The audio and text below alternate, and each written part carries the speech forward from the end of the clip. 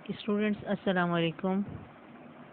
आज हमारा chapter 1 the scope of physics का लेक्चर 3 और आज इसमें हम पढ़ेंगे डायमेंशन और डायमेंशन की हम कुछ और प्रॉब्लम्स करेंगे, यानी कुछ और ड्राइव क्वांटिटीज़ की हम डायमेंशन मालूम करेंगे।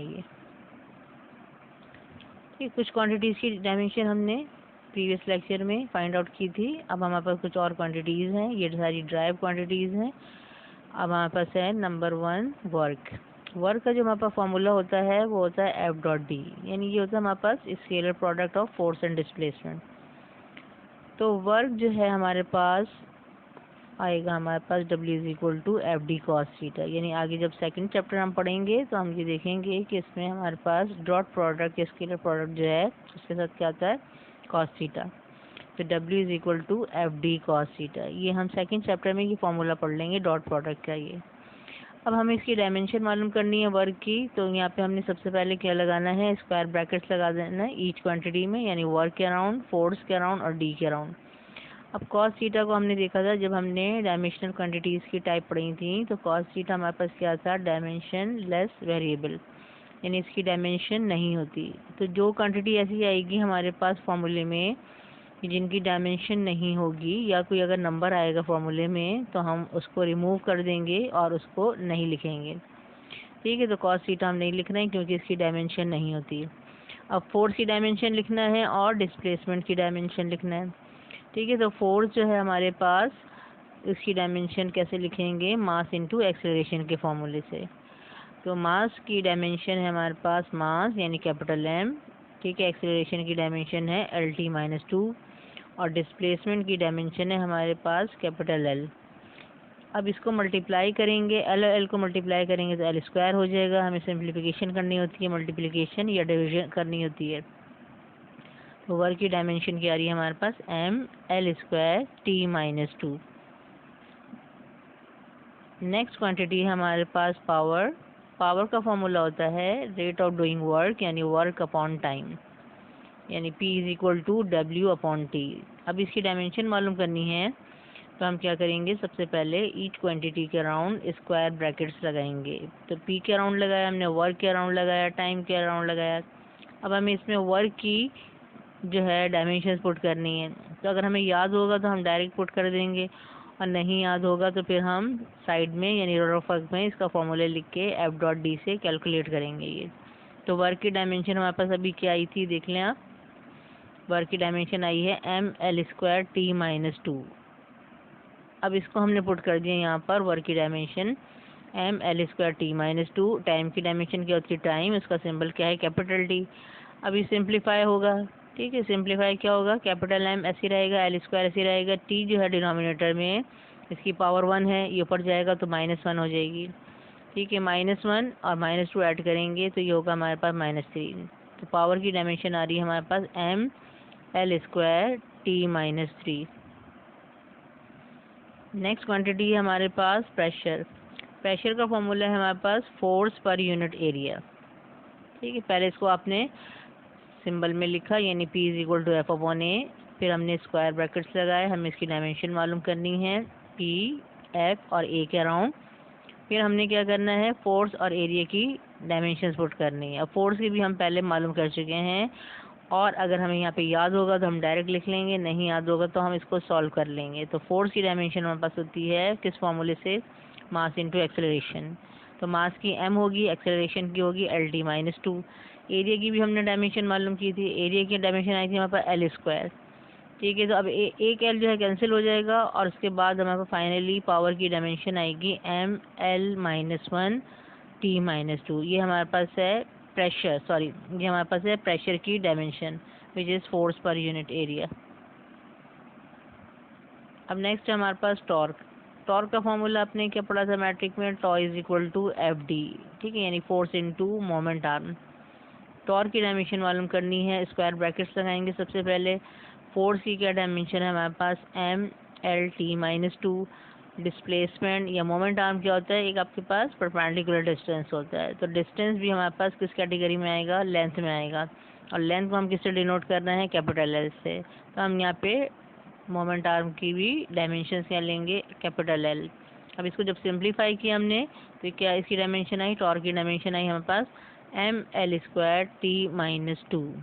अब आप ये नोट करते हैं किन किन क्वांटिटीज़ की डायमेंशन हमारे पास सेम आ रही है। नेक्स्ट क्वांटिटी हमारे पास है मोमेंटम। ठीक है, मोमेंटम का फॉर्मूला क्या होता है, mass into velocity. Momentum is the product of mass and velocity. Symbol में जब हम इसको लिखेंगे हम लिखेंगे P is equal to mv। अब स्क्वायर ब्रैकेट्स लगाएंगे, डायमेंशन मालूम करनी है। मास की डायमेंशन क्या है हमारे पास, कैपिटल M है, और वेलोसिटी की डायमेंशन क्या है, LT-1। तो लीनियर मोमेंटम की हमारे पास डायमेंशन आती है mLT-1, और यहाँ पे यही इसका आंसर है, यानी आगे इसकी सिंप्लीफिकेशन नहीं हो सकती। नेक्स्ट क्वांटिटी हमारे पास है पोटेंशियल एनर्जी। पोटेंशियल एनर्जी भी आपने मैट्रिक में पढ़ा है, और इसका फॉर्मूला हमारे पास क्या था, mgh। m is the mass, g is acceleration due to gravity, and h is height. Potential energy की डायमेंशन मालूम करनी है। सबसे पहले हमने स्क्वायर ब्रैकेट्स लगा दिए, फिर यहाँ पे मास की डायमेंशन है हमारे पास capital M, g is acceleration due to gravity. तो एक्सेलरेशन की जो डायमेंशन है वही एक्सेलरेशन ड्यू टू ग्रेविटी की भी डायमेंशन होगी। जिनके यूनिट सेम होते हैं उनकी डायमेंशंस भी सेम होती हैं। तो यहाँ पर g की डायमेंशन आएगी हमारे पास LT-2। h क्या है, हाइट है, तो हाइट भी हम मेजर करते हैं मीटर सेंटीमीटर में, तो इसकी डायमेंशन भी क्या होगी, लेंथ। इसका सिंबल हम पुट करेंगे L। तब हम मल्टीप्लाई कर देंगे L को L से, तो यहाँ पे हमारे पास पोटेंशियल एनर्जी की डायमेंशन आएगी mL²t-2। अब देखें इसकी भी वही डायमेंशन आ रही है जो कि टॉर्क की आई थी और वर्क की आई थी।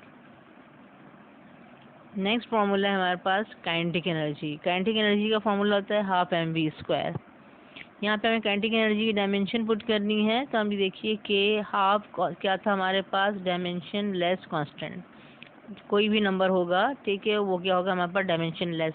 तो जब हम डायमेंशन लिखेंगे तो उस नंबर को रिमूव कर देंगे, वो नंबर नहीं लिखेंगे। बाकी जो क्वांटिटीज़ हैं उसको हमने स्क्वायर ब्रैकेट लगा दिया। अब अगर किसी क्वांटिटी के ऊपर कोई पावर है तो वो पावर रिमूव नहीं होगी, पावर रहेगी। ठीक है, तो आपकी वेलोसिटी के ऊपर जो पावर है स्क्वायर, वो स्क्वायर यहाँ पे हमें लगाना है। स्क्वायर ब्रैकेट के बाहर हमने स्क्वायर लगा दिया। उसके बाद हमने मास की डायमेंशन पुट की कैपिटल M, और वेलोसिटी की डायमेंशन होती है हमारे पास LT-1। अब यहाँ पे स्क्वायर था तो आपने ब्रैकेट लगा के स्क्वायर भी लगाया है। अब आपने स्क्वायरिंग किसकी करनी है, सिर्फ LT-1 की स्क्वायरिंग करनी है। तो L पे स्क्वायर किया आपने, L² हो गया। ठीक है, और T पे पावर क्या है, -1। -1 को हम 2 से मल्टीप्लाई करेंगे, क्या आएगा, -2। तो T की पावर -2 आएगी। तो काइनेटिक एनर्जी की डायमेंशन बनती है हमारे पास mL²t-2। इस तरह से अब आप ये देखें कि वर्क की डायमेंशन, टॉर्क की डायमेंशन, पोटेंशियल एनर्जी की और काइनेटिक एनर्जी की डायमेंशन सेम आई है। तो इनका क्या मतलब है, इसका मतलब है कि ये सारे जो हैं इनमें एक ही तरह की सारी क्वांटिटीज़ हैं, मास है, लेंथ है, टाइम है, इनकी पावर सेम है, और फिर इनके यूनिट्स भी सेम होंगे। ठीक है, तो kinetic energy, potential energy, work का यूनिट क्या होता है हमारे पास, जूल होता है, और हमारे पास टॉर्क का यूनिट क्या होता है, न्यूटन मीटर, और न्यूटन मीटर भी किसके इक्वल होता है, जूल के इक्वल होता है ये। तो जो क्वांटिटीज़ जिनके यूनिट सेम होते हैं उनकी डायमेंशन सेम आती हैं। नेक्स्ट है हमारे पास कि न्यू क्वांटिटी है जो कि आप अभी फर्स्ट ईयर में आगे चैप्टर में पढ़ेंगे ये। ठीक है, ये हमारे पास एंगुलर मोमेंटम है। एंगुलर मोमेंटम यानी कोई बॉडी अगर सर्कल में मूव कर रही है तो उसके अंदर जो मोमेंटम होता है उसको हम एंगुलर मोमेंटम कहते हैं। इसको डिटेल से हम आगे देखेंगे, लेकिन अभी इसकी डायमेंशन मालूम करनी है। तो फिर इसका फार्मूला आप देखें, इसका फार्मूला होता है कैपिटल L जो है इस एंगुलर मोमेंटम को डिनोट कर रहा है। Capital L is for angular momentum is equal to mv/r sin theta. m is mass, v is velocity of the object, r is the radius of the circle क्योंकि body circle में move कर रही है, and sine theta, ये आपके पास theta जो है angle बनता है, ठीक है, बिटवीन, ठीक है, वेलोसिटी एंड, ठीक है, रेडियस। अब यहाँ पे देखें कि आपके पास मास की डायमेंशन, ठीक है, आपने स्क्वायर ब्रैकेट लगाया, वेलोसिटी के अराउंड स्क्वायर ब्रैकेट लगाया, आर के अराउंड स्क्वायर ब्रैकेट लगाया, साइन थीटा हमारे पास क्या है, डायमेंशन लेस वेरिएबल, तो यहाँ पे साइन थीटा हमने रिमूव कर दिया। अब हमें यहाँ पे क्या करना है, डायमेंशन पुट करनी है। मास की हमारे पास कैपिटल M आएगी, वेलोसिटी की हमारे पास आएगी LT-1 और आर की यानी रेडियस की डायमेंशन आएगी हमारे पास L, क्योंकि रेडियस भी आप मीटर सेंटीमीटर में ही मेजर कर रहे होते हैं, तो ये किस में आएगा, लेंथ में आएगा ये। अब मल्टीप्लाई किया आपने L को L से, तो आपके पास फाइनली एंगुलर मोमेंटम की डायमेंशन आ रही है mL²T-1। उसके बाद नेक्स्ट क्वांटिटी हमारे पास है वेट। वेट का फॉर्मूला क्या होता है, mg। m is mass, g is acceleration due to gravity. तो हमने सबसे पहले स्क्वायर ब्रैकेट्स लगाए, फिर हमने मास की डायमेंशन पुट की, mg की डायमेंशन हमने एक्सेलरेशन की जो डायमेंशन होती है वो पुट की LT-2। तो यहाँ पर वेट की डायमेंशन आ रही है हमारे पास mLT-2, और ये हमारे पास किसकी आई थी, ये हमारे पास फोर्स की भी यही डायमेंशन आई थी mLT-2। तो वेट भी क्या है, वेट इज़ अ फोर्स, ठीक है। वेट का यूनिट भी क्या होता है आपके पास, न्यूटन, और फोर्स भी क्या है आपके पास, उसका यूनिट भी क्या होता है, न्यूटन। तो दोनों की यूनिट सेम है, तो डायमेंशन भी हमारे पास सेम आ रही हैं। नेक्स्ट क्वांटिटी हमारे पास है frequency, which is reciprocal of time period, यानी F=1/T। अब फ्रीक्वेंसी की डायमेंशन मालूम कर रहे हैं, हमने स्क्वायर ब्रैकेट लगाए हैं, ठीक है। टाइम की डायमेंशन आपके पास टाइम होती है, इसका सिंबल कैपिटल टी होता है, आपने टी लगाया है। डिनोमिनेटर में जो होता है हम इसको क्या करते हैं, न्यूमरेटर में लेके जाते हैं, और पावर जो है वो उसका साइन चेंज हो जाता है। तो फ्रीक्वेंसी की डायमेंशन हमारे पास आएगी T-1। नेक्स्ट हमें मालूम करनी होती है यूनिवर्सल ग्रेविटेशनल कांस्टेंट, यानी कैपिटल जी की डायमेंशन। तो ये कहाँ पे आता है, ये आपके पास आता है न्यूटन्स लॉ ऑफ ग्रेविटेशन में। तो ये आपके पास जो फोर्स होती है बिटवीन टू मासेस, ठीक है, ये force due to force of attraction, ठीक है, due to masses is called force of, ठीक है, ग्रेविटेशन। तो according to Newton's law this force is directly proportional to masses and inversely proportional to square of the distance. इसका formula हमारे पास बनता है F=G m1m2/r²। m1 m2 to bodies के masses हैं, और r क्या है, डिस्टेंस बिटवीन टू बॉडीज़। सबसे पहले हमने क्या करना है, g का फॉर्मूला बनाना है, G=FR²/m1m2। फिर हमने स्क्वायर ब्रैकेट्स लगा दें हैं, ठीक है, सारी क्वांटिटीज़ का राउंड। r पे स्क्वायर है तो ये स्क्वायर एज इट इज़ रहेगा, यानी कि हमें पावर लगानी होती है। फिर आपने क्या किया, यहाँ पे सबकी अब डायमेंशन पुट कर दी। फोर्स की डायमेंशन क्या होगी, mLT-2, ठीक है। आर की डायमेंशन क्या है, L है, इसके ऊपर स्क्वायर है तो ये हो जाएगा L²। नीचे जो m1 m2 हैं इनकी डायमेंशन भी क्या है, मास है, तो ये कैपिटल M पुट करेंगे, ठीक है। अब वहाँ पे आपके पास m1 m2 था, लेकिन जब डायमेंशन पुट करते हैं तो हम 1 2 नहीं लगाते हैं, वो सिंपली हमारे पास कैपिटल M आता है।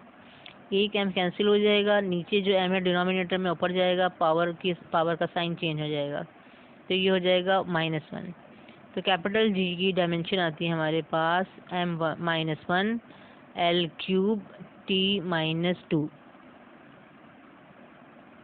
अब ये नेक्स्ट जो है हमारे पास डायमेंशन का जो यूज़ है वो है कि अगर कोई इक्वेशन हमारे पास गिवन हो और इसको चेक करना चाहते हैं कि ये करेक्ट है या नहीं है, यानी इसकी जो पावर्स लगी हुई हैं, ये क्वांटिटीज़ जो इसमें लिखी हुई हैं वो सही हैं या नहीं है, तो हम उसको डायमेंशन से प्रूव कर सकते हैं।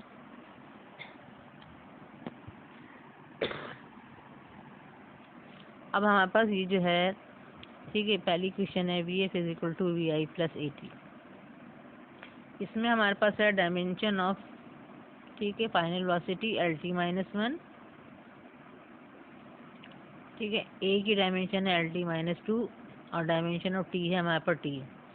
सब स्क्वायर ब्रैकेट लगा देंगे, दोनों साइड पे हम डायमेंशन पुट कर देंगे, ठीक है। अब ये देखें, सिंप्लीफाई करने के बाद जो हमारे पास रिजल्ट आ रहा है वो LT-1 LT-1 LT-1, यानी हमारे पास दोनों साइड पर अगर सेम डायमेंशन आ रही हैं हर टर्म्स की, इसका मतलब है this equation is dimensionally correct. फिर हमारे पास सेकंड इक्वेशन ऑफ मोशन है S=VIT+12AT²। ये हमने स्क्वायर ब्रैकेट लगाए, डायमेंशन पुट की हमने, ठीक है, सिंप्लीफाई हमने किया, रिजल्ट हमारे पास क्या आएगा, ठीक है, L=L+L। यहाँ पे ऐड नहीं करना है, ठीक है, सारी टर्म्स की डायमेंशन सेम आ रही हैं, इसका मतलब है this equation is dimensionally correct. Third equation है हमारे पास 2AS=VF² - VI²। यहाँ पे 2 डायमेंशन लेस कांस्टेंट है, बाकी की सारी हमने डायमेंशन पुट करनी है। स्क्वायर एज इट इज़ रहेगा। ठीक है, इसको हम सिंप्लीफाई करेंगे तो ये देखें दोनों साइड पे क्या आ रहा है हमारे पास, L square T minus two, L T minus one का स्क्वायर करेंगे L square T minus two, L square T minus two, यहाँ पे भी माइनस हमें नहीं करना है। तो ईच टर्म की डायमेंशन सेम आ रही है, इसका मतलब है कि ये इक्वेशन जो हमने लिखी थी वो सही थी, यानी this equation is dimensionally correct. उसके बाद नेक्स्ट हमारे पास time period of simple pendulum, इसका फॉर्मूला होता है T is equal to 2π√L/g। ठीक है, T is time period, L is length of pendulum and G is acceleration due to gravity. इस इक्वेशन को भी हम प्रूव करेंगे कि ये करेक्ट है। हमने स्क्वायर ब्रैकेट लगाए, 2 is constant, pi is constant, तो ये डायमेंशन लेस है। ठीक है, नंबर है, नंबर डायमेंशन लेस हो, बाकी की आपने डायमेंशन पुट कर दी। एल की डायमेंशन एल है, जी की dimension L T minus to है, एल कैंसिल हो जाएगा, टी माइनस टू पर जाएगा तो पॉजिटिव हो जाएगी पावर, डी स्क्वायर, स्क्वायर और स्क्वायर रूट कैंसिल हो जाएंगे तो यहाँ पे टी आएगा। दोनों साइड पर डायमेंशन सेम आ गई, इसका मतलब है this equation is dimensionally correct. ठीक है, तो आज हमने ये प्रूव किया है कि आप डायमेंशन को कहाँ यूज़ कर सकते हैं चेक करने के लिए कि इक्वेशन जो हमें गिवन है वो सही है या नहीं है।